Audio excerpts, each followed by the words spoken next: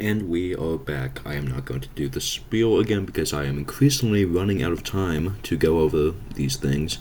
But just so you know, this video, if you couldn't tell by the title, is going over Jack Smith's new indictment against Donald Trump, responding to the Supreme Court immunity decision. So, before we go over this, there are numerous individuals, companies, etc. that are not named within the indictment. As you can see right here, they are blacked out and named with things like CC, P, and C. So, luckily, people have already found out who these individuals and companies, etc. are. So, here we go. So, try and keep this in mind. CC1 is Rudy Giuliani. CC2 is John Eastman, the author of the so-called coup memos. CC3 is Sidney Powell. CC5 is Kenneth Chesebro. CC6 is Boris Epshteyn. The companies. C1 is Simpatico Software Systems, the first of the two firms that the Trump campaign hired to detect wide-scale fraud in 2020, but instead debunked the claims. C2, Berkeley Research Group, the second of the two firms that the Trump campaign hired to detect wide-scale fraud, but also debunked the claims. And C3, Dominion Voting Systems. P1 is Steve Bannon. P2 is Bill Strippen, Trump's then campaign manager. P3 is Justin Clark, Trump's then deputy campaign manager. P4 is Jason Miller, Trump's senior campaign advisor. P5 is Michael Roman. P6 is said to be one of Trump's private advisors or campaign advisors. P7 is a White House staffer who Trump mocked Sidney Powell to. P8 is Mark Short, Vice President Mike Pence's chief of staff. P9 is Eric Hirschman, one of Trump's first impeachment attorneys. He was a White House lawyer, and if you watch the previous videos, he was the guy who made the funny quotes about Jeffrey Clark. P10 is Joseph DeGenova, an ex-Trump lawyer. P11 is Victoria Tunsing, ex-Trump lawyer. P12, Jenna Ellis, ex-Trump lawyer who is also indicted in Georgia. Jared Kushner is P13, Trump's son-in-law. P14 is Ivanka. P15 is Nick Luna, which is the Trump's White House director of Oval Office operations. P16 is former Governor Doug Ducey of Arizona. P17 is Governor Brian Kemp of Georgia. P18 is former Representative Rusty Bowers, then Speaker of the Arizona House. P19 is Christina Bobb, Trump campaign staffer. P20 is Representative Rusty Bowers' legal counsel. P21 is Mark Meadows, the White House chief of staff. P22 is a Trump campaign attorney. P23 is Ray Smith III, who was also indicted in Georgia, if I'm not wrong. P24 is Jackie Pick, who was an agent of Trump. P25 is Gabriel Sterling, Chief Operating Officer from the Georgia Secretary of State's office. P26 is Chris Carter, Attorney General of Georgia. P27, Senator David Peru of Georgia. President 28, Senator Kelly Loeffler of Georgia. P29, Shay Moss, one of the Georgia election workers Giuliani defamed. P30, Ruby Freeman, a Georgia election worker. P31, Cleta Mitchell, Trump attorney. P32, Kurt Hilbert, former President's Counsel of Record in Trump v. Kemp. P33, Secretary Brad Raffensperger of Georgia. P34, formerly Lieutenant Governor Jeffrey Duncan. P35, Ryan Germany, the Secretary General's Counsel. P36, Alex Hoffman. P37, former Senator Mike Shirley of Michigan. P38, former Representative Lee Chatfield of Michigan. P39, Ronna McDaniel, the then RNC chairwoman. P41, a Michigan campaign associate. P42, Monty Michael, Trump's executive assistant. P43, Justin Reamer, the RNC's then chief counsel. P44, an RNC spokesperson. P45, Dan Scavino, Trump then social media chief. P46, Lawrence Tabas, chairman of the Pennsylvania Republican Party. P47, Al Schmidt, then Philadelphia City Commissioner. P48, Bernie Kurik, the ex-NYPD Commissioner. P49, Brian Hagedorn, conservative Wisconsin Supreme Court Justice. P50, Chris Krebs, the Trump cybersecurity czar, head of CISA. P51, Tucker Carlson. P52, Bill Barr. P53, Jack Woodenchick, attorney. P54, a campaign staffer. P55, a member of Giuliani's legal team. P56, another member of the Star Wars bar. P57, former Representative Tom Marino of Pennsylvania. P58, Greg Jacob, who was then VP Pence's general counsel. P59, Pat Cipollone, Trump's White House counsel. P60, Kayleigh McEnany, then White House press secretary. P61, former Senator Karen Fann of Arizona. P62, Ken Paxton, Texas Attorney General. P63, Eric Schmidt, Missouri Attorney General. P64, Caroline Wren, Trump private fundraiser. P65, Julie Fancelli, a grocery store heiress, conservative donor who played a key role in the Stop the Steal rally. P66, the Ellipse rally organizer. P67, Sheila Craighead, Trump's White House photographer. P68, Michael Flynn, Trump's former national security advisor. P69, Peter Navarro, Trump's then trade advisor. P70, Yvonne Reichlen, a campaign surrogate. P71, Patrick Fittibin, Trump's deputy White House counsel. P72, Matt Morgan, a former White House lawyer that Eric Hirschman gave deposition to, or deposition mentioned. P73, individual that, a campaign attorney who Hirschman interacted with. P74, person that testified at a Georgia hearing. P75, a managing director of a company. P76, a private attorney for Trump. P77, handled ethics issues in the White House counsel's office.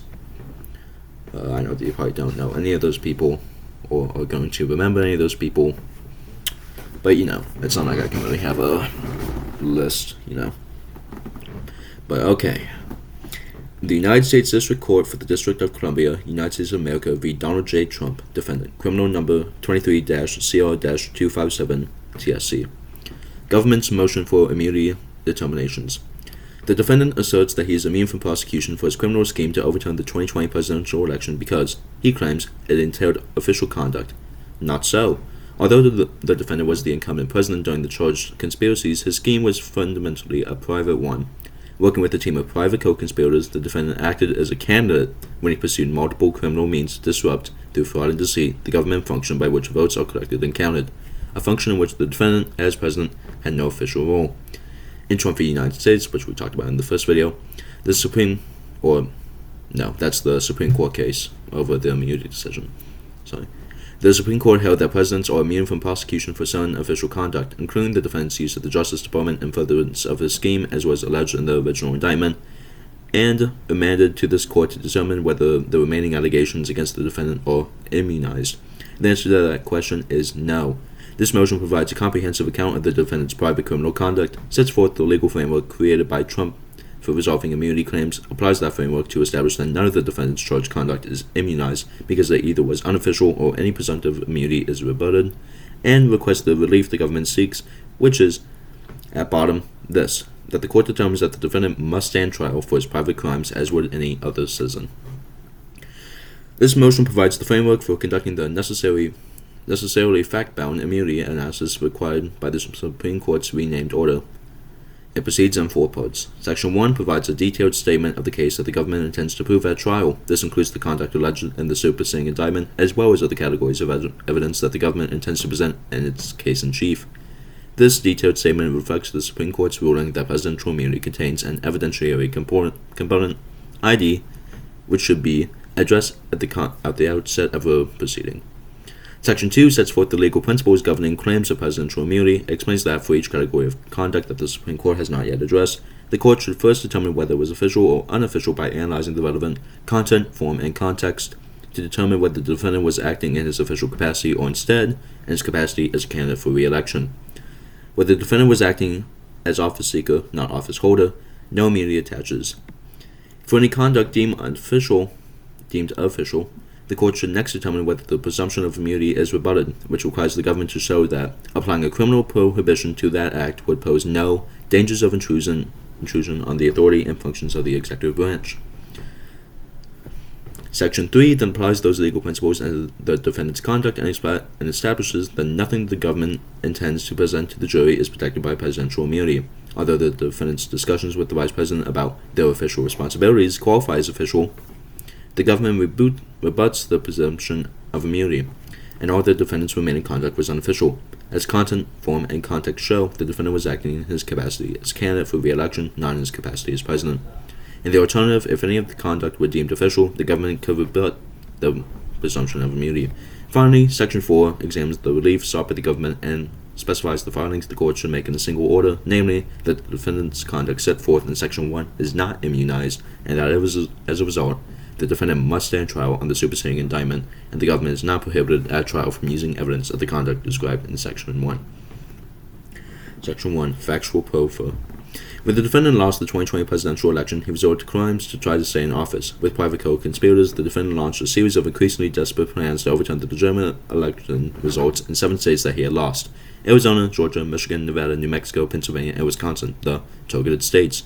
His efforts include lying to state officials in order to induce them to ignore true vote counts, manufacturing fraudulent electoral votes in the targeted states, attempting to enlist Vice President Michael O. Pence and his role as President of the Senate to obstruct Congress's certification of the election by using the defendant's fraudulent electoral votes, and when all else had failed, on January 6, 2021, directed an angry crowd of supporters to the U.S. Capitol to obstruct the co-conspirators to obstruct the congressional certification.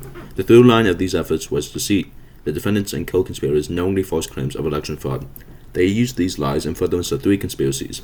1. A conspiracy to interfere with the federal government function by which the nation collects and counts election results, which is set forth in the Constitution and the ECA. 2. A conspiracy to obstruct the official proceeding in which Congress certifies the legitimate results of the presidential election. And 3. A conspiracy against the rights of millions of Americans to vote and have their votes counted. At its core, the defendant's scheme was a private criminal effort. In his capacity as a candidate, the defendant used deceit to target every state of the electoral process, which through the Constitution, ECA, and state laws include the state's notification to the federal government of the selection of their representative electors based on the popular vote in the state, the meaning of those electors to cast their votes consistent with the popular vote, and Congress's counting of the electors' votes at a certification proceeding.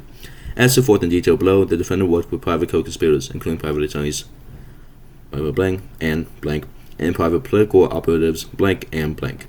The defendant also relied heavily on private agents, such as his campaign employees and volunteers like campaign manager blank, deputy campaign manager blank, senior campaign advisor blank, and campaign operative blank. In this section, the government sets forth detailed facts supporting the charges against the defendant, before addressing in the next section why none of this conduct is subject to immunity under the Supreme Court decision in Trump.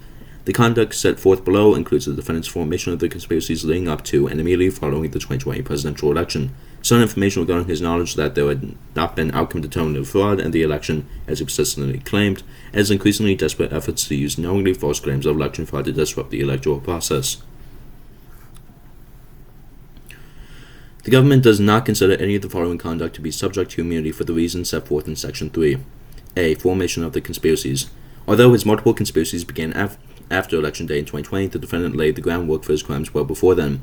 Leading into the election, the defendant's private and campaign advisors, including blank, then a private citizen, and blank, the defendant's campaign manager, informed him that it would be a close contest and that it was unlikely to be finalized on Election Day, in part because of the time needed to process large numbers of mail-in ballots prompted by the COVID-19 pandemic.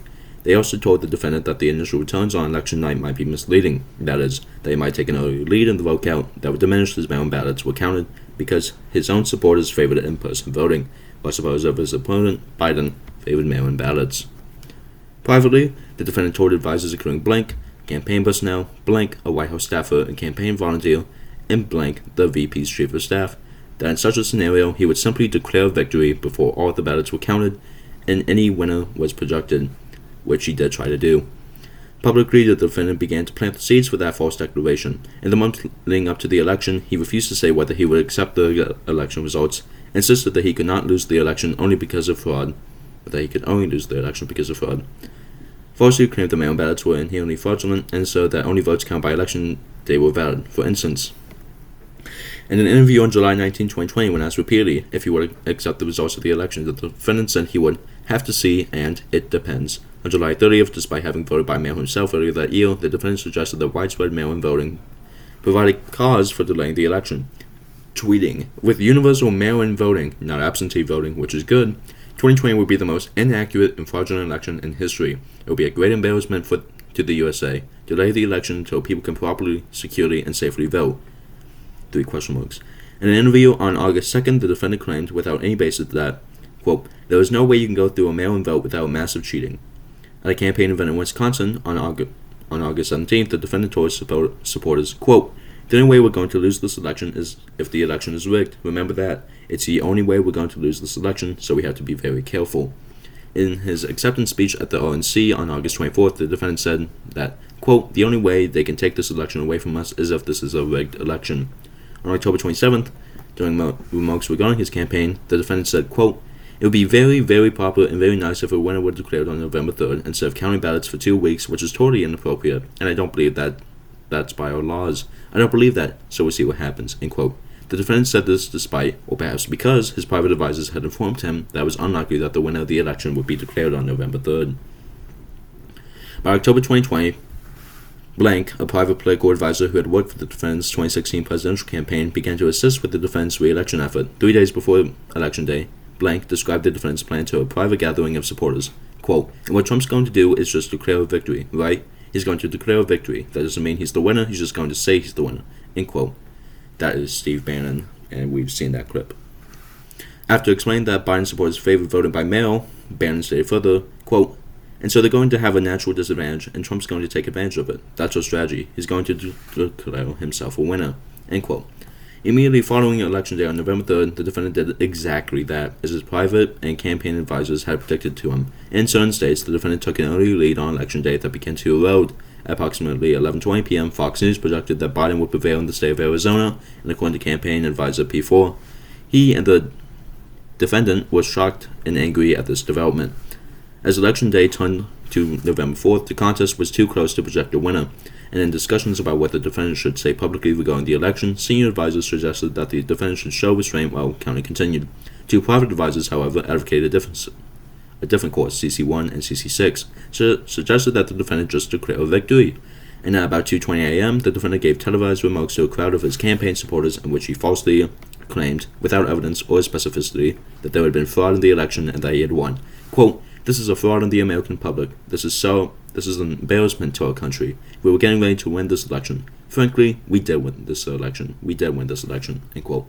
And we watched that video last time. In the immediate post-election period, where the defendant claimed fraud without proof, his private operatives sought to create chaos rather than seek clarity at polling places where states would continue to tabulate votes. For example, on November 4th, Blank, a campaign employee, agent, and co-conspirator of the defendant, tried to sow confusion when the ongoing vote count at the TCF Center in Detroit, Michigan, looked unfavorable for the defendant. Then, Dale, where a colleague at the TCF Center told Blank, quote, we think a batch of votes heavily in Biden's favor is right, end quote. Blank responded, quote, find a reason it isn't. Quote, give me options to file litigation. And, quote, even if it is, end quote. When the colleague suggested that there was about to be unrest reminiscent of the Brooks Brothers riot, a violent effort to stop the vote count in Florida at the 2000 presidential election, P5 responded, make them riot, and do it. The defendant's campaign operatives and supporters used similar tactics at other tabulation centers, including in Philadelphia, Pennsylvania, and the defendant sometimes used the resulting confrontations to falsely claim that his election observers were being denied proper access, thus serving as a predicate to the defendant's claim that fraud must have occurred in the observers' absence. Contrary to the defendant's public claims of victory immediately following Election Day, his advisors told him that he would likely lose. On November 7th, in a private campaign meeting that included P2, P3, P4, and White House staffer P9, who came to serve as a conduit for information for the campaign to the defendant, campaign staff told the defendant that he had only a slim chance of prevailing in the election, and that any potential success was contingent on the defendant winning all ongoing vote counts or litigation in Arizona, Georgia, and Wisconsin. Within a week of that assessment, on November 13th, the defendant's campaign conceded its litigation in Arizona, meaning that based on his campaign advisor's previous assessment, the defendant had lost the election. That same day, in In an implicit acknowledgement that he had no lawful way to prevail, the defendant sidelined the existing campaign staff responsible for mounting his legal election challenges from blank blank and others who were telling the defendant the truth that he did not want to hear, that he had lost. The defendant turned to blank, a private attorney who was willing to falsely claim victory and spread knowingly false claims of election fraud. As the defendant placed alternating phone calls to blank and blank throughout November 13th, blank informed blank, another private campaign advisor, of the change, writing, quote, "Close hold, don't tell anyone. Trump just fired blank and put blank in charge," end quote. And, quote, "You're going to report to blank." When blank asked if blank was, quote, "gone too," blank replied that, quote, "They will report to blank," and that blank had, quote, "made a recommendation directly that blank was not in charge. This thing is over. Trump is and to the end," end quote. The next day, consistent with blank description, the defendant announced his staff change by tweet writing, "I look forward to blank spearheading the legal effort to defend all right to free and fair elections. Blank, blank, blank, blank, and blank. A truly great team added to our other wonderful lawyers and representatives." The defendant knew that the claims of outcome-determinative fraud were false. Following Election Day and throughout the charged conspiracies, the defendant, his co-conspirators, and their agents spread lies that there had been outcome-determinative fraud in the election and that he had actually won. These lies include dozens of specific claims that there had been substantiated fraud in certain states, such as that large numbers of dead, non-resident, non-citizen, or otherwise ineligible voters had cast ballots, or that voting machines had changed votes with the defendant to vote for Biden. And the defendant and co-conspirators continued to make these unsupported, objectively unreasonable, and ever-changing claims even after they had been publicly disproven or after advisors had directly informed the defendant that they were untrue. The evidence demonstrates that the defendant knew his fraud claims were false because he continued to make those claims even after his close advisors, acting not in an official capacity but in a private or campaign-related capacity, told him they were not true. These advisors included the White House staffer and campaign conduit, and Pence, the defendant's running mate. Blank's relationship with the defendant began before Blank worked for him in the White House. Blank had known Blank, the defendant's son-in-law, Jared Kushner, since Blank was a child, and through Blank, and then the defendant. Blank was one of several attorneys who represented the defendant in his first impeachment trial in the Senate in 2019 and 2020, including presenting an argument on the Senate floor on January 27, 2020. Blank began working in the White House as an assistant to the president in August 2020. In October 2020, Blank became interested in learning more about the defense campaign, and in early November, after he began interfacing with campaign staff, Blank consulted with the White House counsel's office to ensure he complied with any applicable laws regarding campaign activity. Thereafter, and throughout the post-election period, Blank became a conduit of information for the campaign to the defendant, and over the course of the conspiracies, Blank told the defendant that the unvarnished truth about his campaign legal team and the claims of fraud that they and the defendant were making. Examples of these sentences include: Blank repeatedly gave the defendant his honest assessment that Blank could not mount successful legal challenges to the election. For instance, when the defendant told Blank that he was going to put Blank in charge of the campaign's legal efforts but pay him only if he succeeded, Blank told the defendant he would never have to pay Blank anything. In response, the defendant laughed and said, "We'll see." Thereafter, in Oval Office meetings with the defendant, Blank and others, in which Blank made speculative claims, Blank told Blank in front of the defendant that Blank would be unable to prove his allegations in the courtroom. In a separate private conversation, when Blank reiterated to the defendant that Blank would be unable to prove his false fraud allegations in court, the defendant responded, "The details don't matter." In the post-election period, Blank also took on the role of updating the defendant on a near-daily basis on the campaign's unsuccessful efforts to support any fraud claims. Blank told the defendant that the campaign was looking into his fraud claims and even hired external experts to do so, but could find no support for them. He told the defendant that if the campaign took these claims to court, they would get slaughtered because the claims are all bullshit. Blank was privy in real time to the findings of the two experts consulting firms the campaign retained to investigate fraud claims, Blank, and discussed with the defendant their debunkings on all major claims. For example, Blank told the defendant that Georgia's audit disputed claims that Blank had altered votes. In the post-election time period, Pence, the defendant's own running mate, who had directed to assess fraud allegations, told the defendant that he had seen no evidence of outcome-determinative fraud in the election. This was one of the many conversations the defendant and Pence had as running mates, in which they discussed their shared electoral interests. Pence gradually and gently tried to convince the defendant to accept the lawful results of the election, even if it meant they lost. These conversations included a conversation on November 4th in which the defendant asked Pence to study up claims of voter fraud in states they had won together in 2016 to determine whether they could bring legal challenges as candidates in those states. Pence described the conversation as follows: "Well, I think it was broadly, it was just look at all of it. Let me know what you think." But he told me that the campaign was going to fight, was going to just was going to court and make challenges. And then he said, "We're going to fight this and take a look at it. Let me know what you think." A call between the defendant and Pence on November 7th, the day that media organizations began to project Biden as the winner of the election. Pence tried to encourage the defendant as a friend, reminding him, "You took a dying political party and gave it a new lease on life." A November 11th meeting among the defendant, Pence campaign staff, and some White House staff, during which Pence asked when most of the lawsuits would be resolved. When does this come to a head? And the campaign staff responded, the week after Thanksgiving. A November 12th meeting among the defendant, Pence campaign staff, and some White House staff, during which Pence recalls the campaign lawyers gave a sober and somewhat pessimistic report on the state of election challenges. A private lunch on November 12th, in which Pence reiterated a face-saving option for the defendant: "Don't concede, but recognize process is over."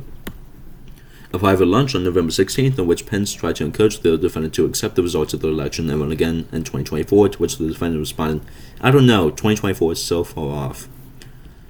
Ironic. A November 23rd phone call, in which the defendant told Pence that the defendant's private attorney, Blank, was not optimistic about the election challenges. A December 21 private lunch, in which Pence encouraged the defendant not to look at the election as a loss, just an admission.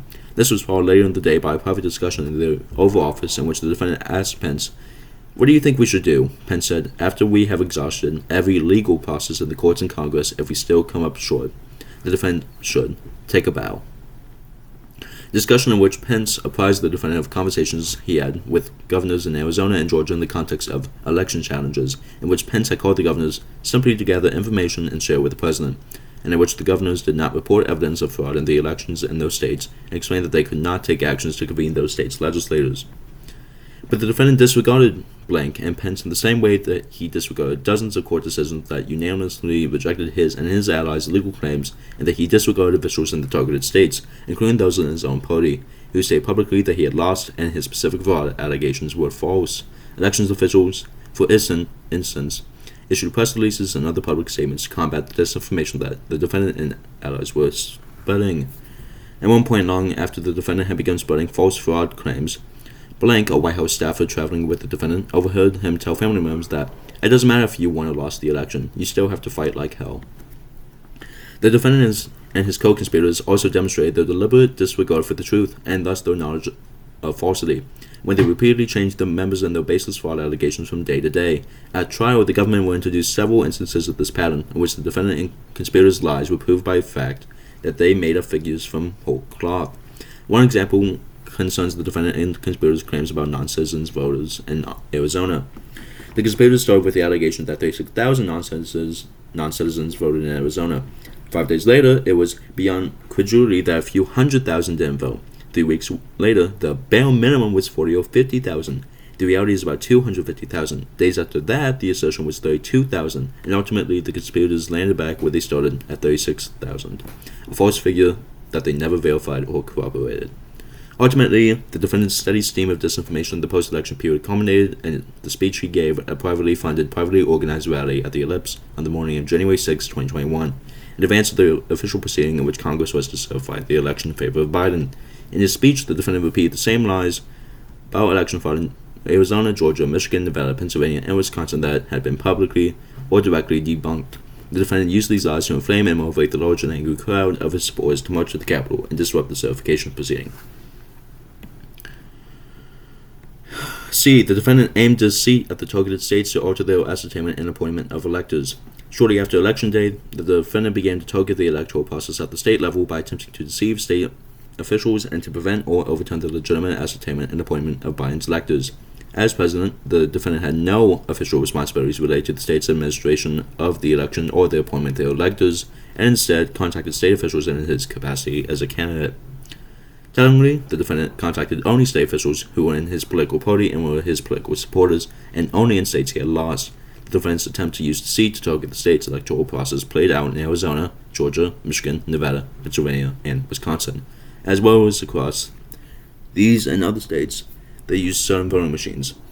In addition to the following evidence of the defendant's conduct during the charged conspiracies, at trial the government will elicit testimony from election officials from the targeted states to establish the objective falsity and often impossibility of the defendant's fraud claims.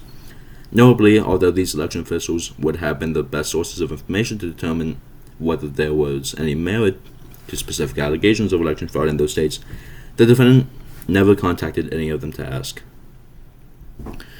Arizona. The defendant was on notice that there was no evidence of widespread election fraud in Arizona within a week of the election. On November 9th, for instance, 2 days after news networks projected that Biden had won, the defendant called Arizona Governor Blank to ask him what was happening at the state level with the presidential vote count in Arizona. At that point, though Fox News had projected that Biden had won the state, several other news outlets, including ABC, NBC, CNN, and the New York Times, had not yet made a projection. Blank walked the defendant through the margins, and the votes remained to be counted, which were primarily from Pima County, which favored Biden, and Maricopa County, which was split. Blank described the situation to the defendant as the ninth inning, 2 outs, and the defendant was several runs down. The defendant also raised claims of election fraud, and Blank asked the defendant to send him supporting evidence, although the defendant said he would, stating, "We're packaging it up." He never did. Shortly thereafter, on November 13th, campaign manager Blank told the defendant directly that a false fraud claim that had been circulating that a substantial number of non-citizens had voted in Arizona was false. The same day, as no previously, campaign attorneys conceded in court that the remaining election lawsuit in Arizona was moot. The defendant and Blank continued to try to influence Blank. For example, Blank tried to contact Blank on November 22nd, the same day the defendant said Blank reached out to the Arizona Speaker of the House, as described below. And on November 30th, the day Blank signed the Arizona Certificate of Ascertainment, formally declaring Biden's electors as the legitimate electors for Arizona, Blank received a call from the defendant and Pence. We watched the video of that. Blank advised them that Arizona had certified the election. When the defendant brought up fraud claims, Blank, eager to see the evidence, again asked the defendant to provide it, but the defendant never did. Instead, later that evening and into the following morning, the defendant repeatedly publicly attacked Blank, as well as Georgia Governor Blank, on Twitter, retweeting posts by others such as, "Who needs Democrats when you have Republicans like Blank and Blank?" Watching the Arizona hearings and then watching Governor Blank sign those papers. Why bother voting for Republicans if what you get is Blank and Blank? Blank. My state ran the most corrupt election in American history. Blank. Hold my beer. And why is Blank still pretending he's a member of the Republican Party after he just certified fraudulent election results in Arizona that disenfranchised millions of Republicans? The defendant and co-conspirators also attempted to use false fraud claims to convince some political allies in the Arizona state legislature to ignore the popular vote and appoint illegitimate electors. On November 22nd, the defendant said Blank called Blank, the Speaker of the Arizona House of Representatives. Blank did most of the talking. During the call, the defendant said Blank levied multiple false fraud claims, including of non-citizens, non-resident, and dead votes that affected the defendant's race, and asked Blank to use them as a basis to call the state legislators into session to replace Arizona's legitimate electors with illegitimate ones for the defendant. When Blank voices deep skepticism, Blank said, "Well, you know, we're all kind of Republicans, and we need to be working together." Blank refused and asked Blank to provide evidence supporting his fraud claims. Blank never did. Indeed, Blank met with Blank in person approximately a week later and still had nothing to back up his claims. On November 30th, Blank, and others arrived in Arizona for a hotel hearing, an unofficial meeting with Republican legislators during which they promoted false fraud allegations. In the meeting the day after the hearing, when state legislators pressed Blank and Blank for evidence to support their claims, Blank conceded that even on that late date, quote, "We don't have the evidence, but we have lots of theories."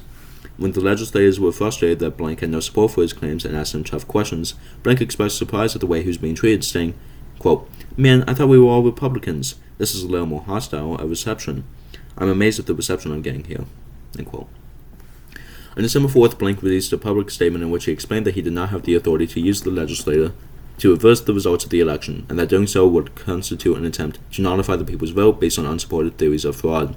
Blank made clear that he was disappointed with the legitimate election results because he voted for President Trump and worked hard to re-elect him, but would not violate current law to change the outcome of a certified election. On Twitter, Blank, a campaign staffer who worked with Blank, attacked Blank for his statement, writing that Blank is intentionally misleading the people of Arizona to avoid the inevitable. The defendant retweeted Blank false posts and praised her. A month later, just 2 days before January 6th, Blank, another of the defendant's private attorneys and co-conspirator, called Blank and Blank counsel. Blank and urged Blank one last time to use the legislature to decertify Arizona's legitimate electors and overturn the valid election results. When Blank told Blank that there was no evidence of substantial fraud in Arizona and that he could not legally call the legislators into session, Blank was undeterred. He conceded that he didn't know enough about the facts on the ground regarding fraud in Arizona, and said that Blank should nonetheless falsely claim that he had the authority to convene the legislature and let the courts set it out. Blank again refused. In the post-election period, Blank was harassed on several occasions. Individuals gathered outside Blank's home with bullhorns and screamed and honked their vehicle horns to create noise. Once an individual in visible possession of a pistol wearing a t-shirt in support of a militia group came onto Blank's property and screamed at him. At the time of these events, Blank's daughter was at home and was very ill, and the noise caused her disruption and angst. Georgia. The defendant had already noticed that his claims of election fraud in Georgia were false around mid-November. Campaign advisor Blank told the defendant that his claims that a large number of dead people had voted in Georgia was false. The defendant continued to press the claim anyway, including in a press appearance on November 29th when he suggested that a large enough number of dead voters had cast ballots to change the outcome of the election in Georgia. 4 days later, on December 3rd, Blank orchestrated a presentation to a judiciary subcommittee of the Georgia State Senate. In the morning in advance of it, Blank had spoken to the defendant on the phone for about 20 minutes, and at the hearing, Blank arranged for co-conspirators and agents to repeat the false dead vote claim. The claim was so patently false that everyone around the defendant knew it. During the hearing, Chief of Staff Blank and Blank exchanged text messages on their personal phones confirming that a campaign attorney, Blank, had verified that Blank's claims of more than 10,000 dead voters was false, and that the actual number was around 12 and could not be outcome determinative. During the subcommittee hearing, the conspirators also set in motion a sensational and dangerous lie about election workers at State Farm Arena that would result in the defendant's supporters harassing and threatening these workers. First, Blank, one of the defendant's private attorneys, claimed that more than 10,000 dead people had voted in Georgia. Next, Blank, an agent of the defendant, played misleading excerpts of closed-circuit camera footage from State Farm Arena and insinuated that it showed election workers committing misconduct, counting suitcases of illegal ballots. Lastly, based on the false fraud allegations, Blank, who had already been engaged in a private lawyer for the defendant but did not disclose that at the hearing, encouraged the Georgia legislators to decertify the state's legitimate electors. While the hearing was ongoing, the defendant simultaneously amplified the misinformation about the State Farm Arena election workers, falsely tweeting, "Wow, blockbuster testimony taking right place now in Georgia, ballot stuffing by Dems," when Republicans were forced to leave the large counting room. Plenty more coming, but this alone leads to an easy win of the state. He did this just after retweeting two of his campaign account's tweets that promoted the false claim about election workers at State Farm Arena. Over the next week, the claim of misconduct at State Farm Arena was disproven publicly as well as directly to the defendant. The day after the hearing, Blank, the chief operating officer of the Georgia Secretary of State's office, posted a tweet explaining that Secretary of State officers had watched the video in its entirety and confirmed that it showed normal ballot processing. Blank again forcefully debunked the conspirators' claim about the State Farm video in a press conference on December 7th, explaining at length the election workers' innocent conduct depicted in the closed-circuit camera footage, and stating, "And what's really frustrating is the president's attorneys had this same videotape. They saw the exact same things the rest of us could see, and they chose to mislead state senators and the public about what was on that video. I'm quite sure that they will not characterize the video if they try to enter it into evidence because that's the kind of thing that could lead to sanctions because it is obviously untrue. They knew it was untrue, and they continue to do things like this." On December 8th, the defendant called Georgia Attorney General Blank. Blank had advance notice that the topic of this call was Texas v. Pennsylvania, an election lawsuit in which Texas was suing other states, including Georgia, to attempt to prevent the certification of the election. U.S. Senator Blank told Blank that the defendant had heard that Blank was whipping or lobbying of the state attorney generals against filing amicus briefs in support of Texas. Blank was not lobbying against the suit and told Blank so. Blank asked Blank if he would speak with the defendant about it, and Blank agreed. Shortly thereafter, the defendant called Blank and immediately raised Texas v. Pennsylvania, saying, "I hope you're not talking to your AGs encouraging them not to get on the lawsuit." Blank told the defendant that he was not affirmatively calling other state attorneys general, but that if they called him, he was telling them what he was seeing in his state, which was something that the defendant probably did not want to hear. Blank was just not seeing evidence of fraud in Georgia. The defendant nevertheless raised various fraud claims. Blank told him that the state authorities had investigated the State Farm Arena allegations and found no wrongdoing, and that he thought another claim that the defendant raised about Coffee County, Georgia, had been similarly resolved but would check. The defendant asked Blank to look at them again because we're running out of time. Blank tried to steer the call to an end by thanking the defendant and telling him that he had voted for him twice and appreciated the defendant, to which the defendant responded, "Yeah, I did a hell of a job, didn't I?" At one point, the defendant raised with Blank the impending runoff election for Georgia's U.S. Senate seats and how important it was to re-elect Blank and Blank. The day after the call, the defendant, in his private capacity as a candidate for president, intervened in support of Texas v. Pennsylvania. His attorney, for that matter, was Blank. On the same day as the defendant's call with Blank, the defense campaign staff acknowledged that the State Farm Arena claim was unsupported, emailing one another about the fact that television networks may decline to run campaign advertisements promoting it. In frustration regarding the claim and others like it, Blank, who spoke with the defendant on a daily basis and had informed him on multiple occasions that various fraud claims was false, wrote, When our research and campaign legal team can't back up any of the claims made by our elite strike force team, you can see why we'll owe to 32 in our cases. I'll obviously hustle to keep on our fronts, but it's tough to own any of this when it's all just conspiracy shit beamed down from the mothership. We've read that quote. On December 10th, however, Blank further perpetuated the false State Farm Arena claim when he appeared at another hearing, this one before the Georgia House of Representatives Government Affairs Committee. During it, he displayed some of the footage as had been used in the December 3rd hearing that had been debunked in the interim by Georgia officials, and nonetheless claimed that it showed, quote, voter fraud right in front of people's eyes. He then named 2 election workers, Blank and her mother, Blank, and basically accused them of, quite obviously, surreptitiously passing around USB ports as if they were vials of heroin or cocaine, and suggested that they were criminals whose places of work, their homes, should have been searched for evidence of ballots, for evidence of USB ports, for evidence of voter fraud. As these false claims about Blank and Blank spread, the women were barraged by racist death threats. In the years since, they have spoken about the effect of the defendant and co-conspirators' lies about them. As Blank explained in an interview with congressional investigators, when someone is powerful as the President of the United States eggs on the mob, that mob will come. They came for us with their cruelty, their threats, their racism, and their hats. They haven't stopped even today. Indeed, to this day, the defendant has never stopped falsely attacking Blank and Blank. Although none of the false claims against them were ever corroborated, the defendant has continued to leverage them on social media, including when the defendant attacked Blank in January 2023, just after her testimony to congressional investigators was made public. Throughout the post-election period, the defendant used Twitter to publicly attack Georgia Governor Brian Kemp with particular aggression. In the 35 days between November 30th, 2020 and January 3rd, 2021, the defendant tweeted critically about Kemp by name or title more than 40 times. These tweets include the one also attacking Blank, described above, as well as others particular to Blank or to Kemp. Like, why won't Governor Brian Kemp, the hopeless governor of Georgia, use his emergency powers, which can be easily done to overrule his obstinate Secretary of State, and do a match of signatures on envelopes?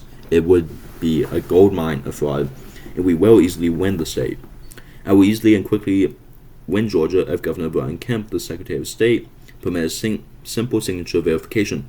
Has not been done and will show large-scale discrepancies. Why are these 2 Republicans saying no? If we win Georgia, everything else falls in place. The Republican governor of Georgia refuses to do signature verifications, which would give us an easy win. What's wrong with the guy?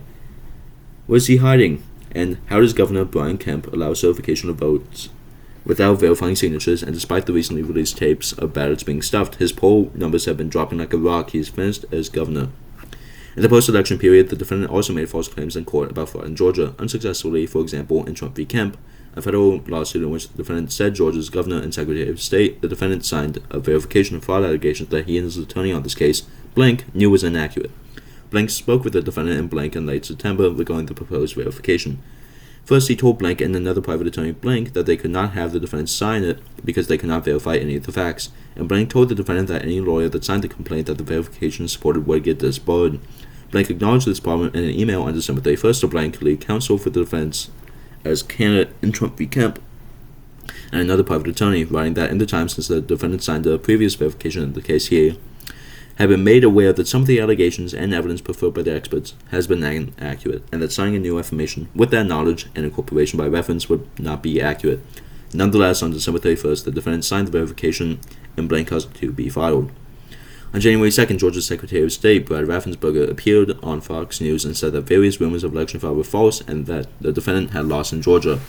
Our office has been very busy with what I call the rumor whack-a-mole. Every day a rumor will pop up and then we whack it down. What we do is we basically whack it down with the truth, and people can't handle the truth sometimes because they're very disappointed in the results. And I get that. I voted for President Trump also. But at the end of the day, we did everything we could. We did an audit of the race. President Trump still lost. Then we did a full recount. President Trump still lost. We had a safe, secure process. Raffensperger, like Kemp, has been on the receiving end of the defendant's tweets. These included, why isn't the Georgia Secretary of State, Raffensperger, a so-called Republican, allowing us to look at signatures on envelopes for verification? We will find tens of thousands of fraudulent and illegal votes.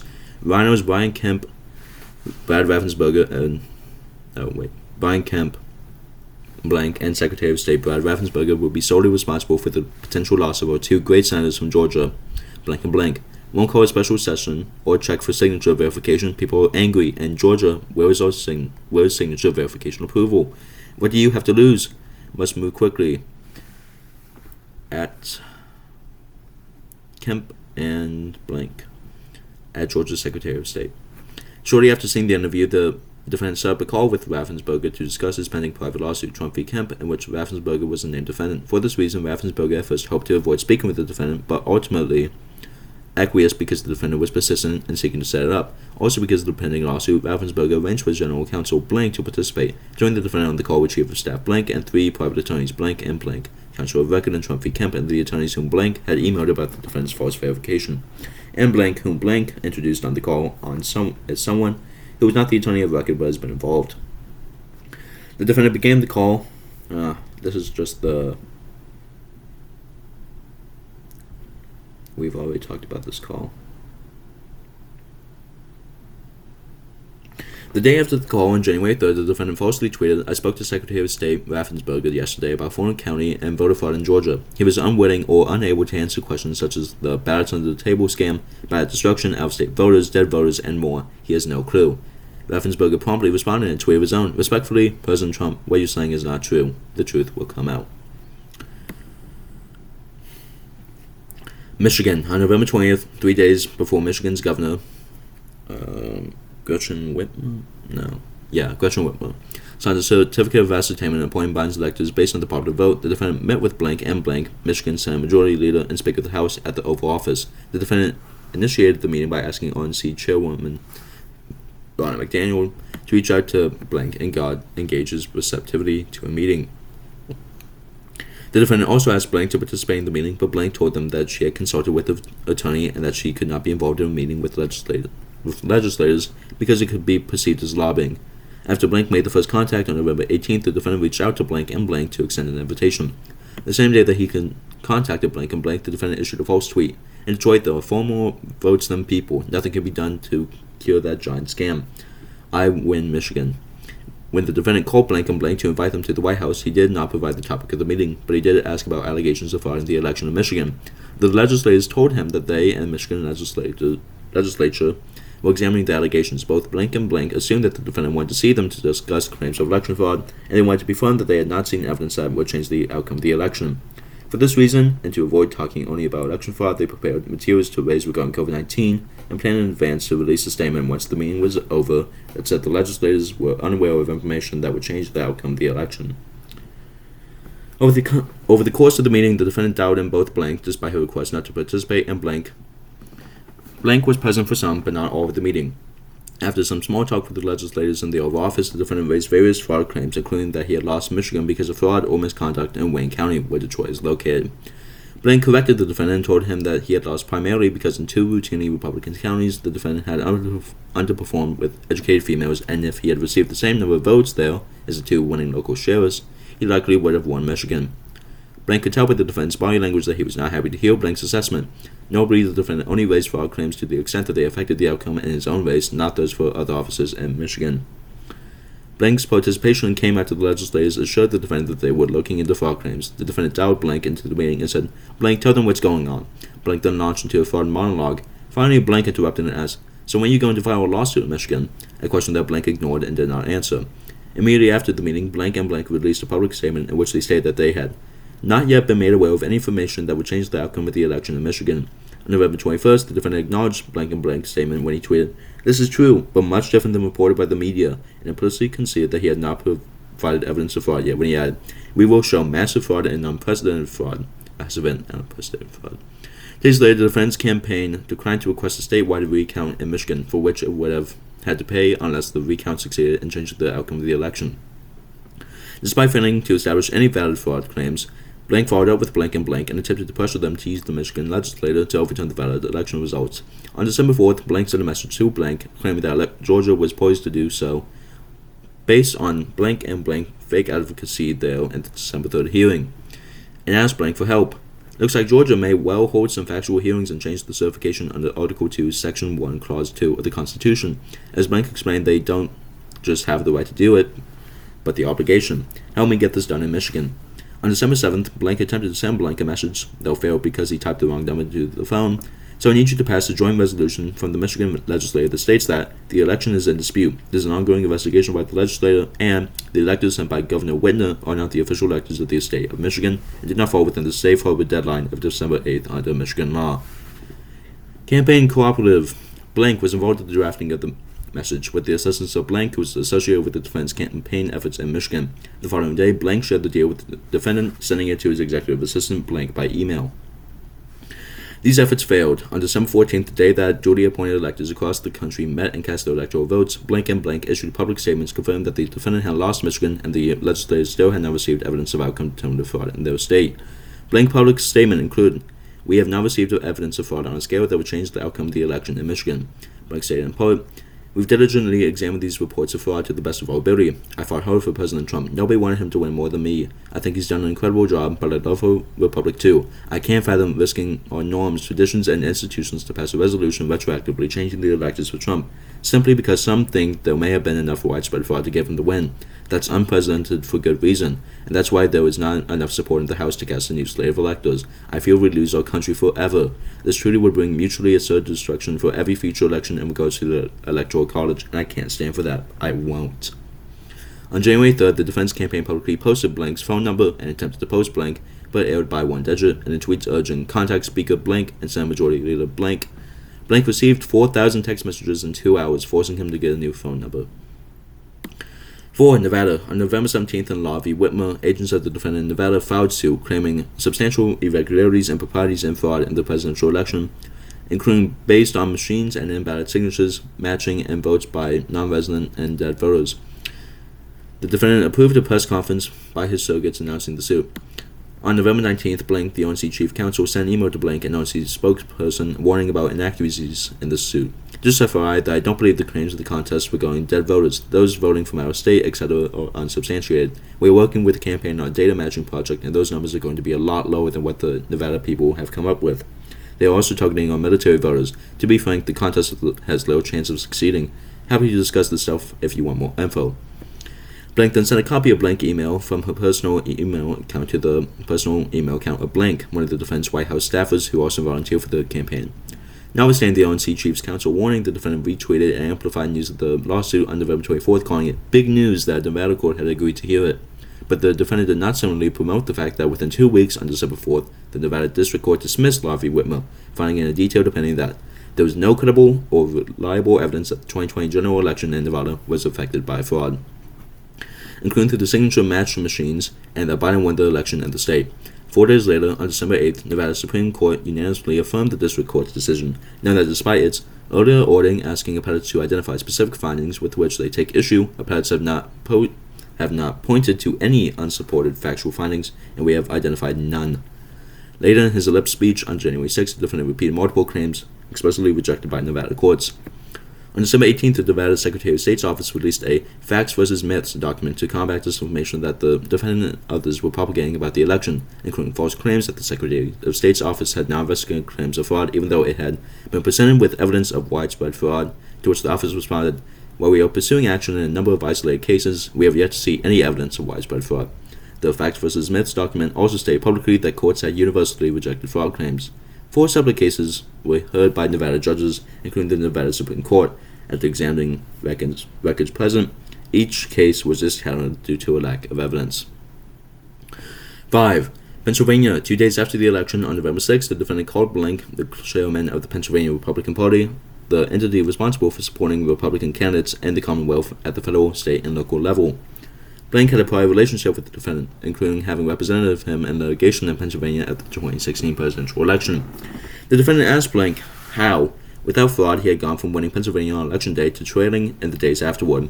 Consistent with what campaign staff already had told the defendant, Blank confirmed that it was not fraud. It was that there were roughly 1.75 million mail-in ballots still being counted in Pennsylvania, which were expected to be 80% for Biden. Over the following 2 months, the defendant spread false claims of fraud in Pennsylvania anyway. In early November, in a campaign meeting, when the defendant suggested that more people in Pennsylvania voted than had checked in to vote, Deputy Campaign Manager Blank corrected him. Around the same time, Philadelphia City Commissioner Blank appeared on television and said that there was no evidence of widespread fraud in Philadelphia. After seeing the interview, the defendant targeted Blank, tweeting, "A guy named Blank, Philadelphia Commissioner and so-called Republican, who I know, is being sued big time by the fake news media to explain how honest things were with respect to the election in Philadelphia. He refuses to look at a mountain of corruption and dishonesty. We win." As a result, the defense attacks threats that Blank already was receiving because more targeted became more targeted and detailed and included his address and the names of his family members. On the defense's behalf, Blank too spread patently false claims about Pennsylvania on November 25th. Blank and Blank attended an unofficial hearing with Republican state legislators in a Gettysburg hotel conference room. The defendant called in claimed to have been watching and demanded that the election of Pennsylvania has to be turned around. During the event, Blank falsely stated that Pennsylvania issued 1.8 million absentee ballots and received 2.5 million in return. The claim was rooted in an obvious error, the comparison of the numbers of ballots sent out in the primary election to the number of ballots received in the general election. After seeing Blank made this claim, Blank, the RNC's chief counsel, tweeted publicly, "This is not true." In the following days, campaign staff internally confirmed that Blank was lying. When one campaign staffer wrote in an email that Blank claim was just wrong and there was no way to defend it, Blank responded, "We have been saying this for a while. It's very frustrating." Likewise, in late November or December, Blank informed the defendant directly that claim Blank was spreading that Pennsylvania received 700,000 more mail-in votes than were mailed out was bullshit and explained the error. Blank followed up his public tweet in a private email on November 28th to Blank, the RNC spokesperson, expressing his concern about Blank and Blank's spread of disinformation. "I'm really not trying to give you a hard time, but what Blank and Blank are doing is a joke. They're getting laughed out of court. It's setting us back in our fight for election integrity, and they are misleading millions of people who have wishful thinking that the president is going to somehow win this thing." When Blank learned of Blank's tweet and email on November 28th, he called Blank and left a threatening voicemail stating, "I really do need an explanation for what you said today, because if there isn't a good one, you should resign. Got it? So call me or I'll call the boss and get you to resign. Call me. It'd be better for you if you do." Blank also contacted RNC chairwoman Ronna McDaniel to demand that Blank be fired, and thereafter Blank was relieved of his duties as RNC chief counsel. On December 3rd, 4 Republican leaders of the Pennsylvania legislature issued a public letter saying that the General Assembly lacked the authority to overturn the popular vote and appoint its own slate of electors, and that doing so would violate the state's election code and constitution. Blank, an agent of the defendant who worked closely with Blank, issued a tweet showing the 4 legislators' names and signatures and wrote, "These are the 4 cowardice Pennsylvania legislators that intend to allow the Democrat machine to hashtag steal the vote, hashtag cowards, hashtag lies, hashtag traitors." We're linking to the legislators' Twitter accounts on Sunday, December 6th at 12:56 a.m. for the White House residence. Having just returned from a political rally in Valdosta, Georgia, the defendant retweeted and amplified Blank's post. Wisconsin. On November 29th, the recount that the defendant's campaign had petitioned and paid for confirmed that Biden had won in Wisconsin and increased the defendant's margin of defeat. On December 14th, the Wisconsin Supreme Court rejected the campaign's election lawsuit there. As a result, on December 21st, Wisconsin's governor signed a certificate of final determination confirming the prior certificate of ascertainment that established Biden's electors as the valid electors for the state. In response, the defendant issued a series of tweets attacking Blank, the Wisconsin Supreme Court justice who had rendered the majority opinion rejecting his campaign's lawsuit and advocating that the Wisconsin legislature overturn the valid election results. 2 years ago, the great people of Wisconsin asked me to endorse a man named Blank for state Supreme Court justice when he was getting destroyed at the polls against a tough Democrat candidate who had no chance of losing. After my endorsement, Blank easily won. Wow. He just voted against me in a big court decision on voter fraud, of which there was much, despite many pages of dissent from 3 highly respected justices. One thing has nothing to do with another, but we end up losing 4-3 in a really incorrect ruling. Great Republicans in Wisconsin should take these 3 strong decisions to those state legislators and overturn this ridiculous state election. We won in a landslide. After the defendant's tweet, the state marshals responsible for Blank's safety arranged to provide Blank with additional police protections based on social media traffic and other threatening communications. Voting machines in multiple states. Throughout the post-election period, the defendant and co-conspirators repeatedly made claims about the security and accuracy of voting machines across multiple states, despite the fact that they were on notice that the claims were false. As early as November 12th, for instance, the National Association of Secretaries of State, the National Association of State Election Directors, and others coordinated federal, state, and private entities issued a public statement declaring that the 2020 election was the most secure in American history, and that there was no evidence that any voting system deleted or lost vote, changed votes, or was in any way compromised. On November 14th, the tweet announcing that Blank was to lead his campaign legal efforts, the defendant also named Blank a private attorney who was fixated on voting machine claims, and Blank, another private attorney, 2 days later. On November 16th, on the defense's behalf, Executive Assistants Blank, and another private attorney on email titled "From POTUS" attached a document containing board reports critical of Blank, a company that manufactured voting machines used in certain states, and writing, "See attached, please include as in or almost as in lawsuit."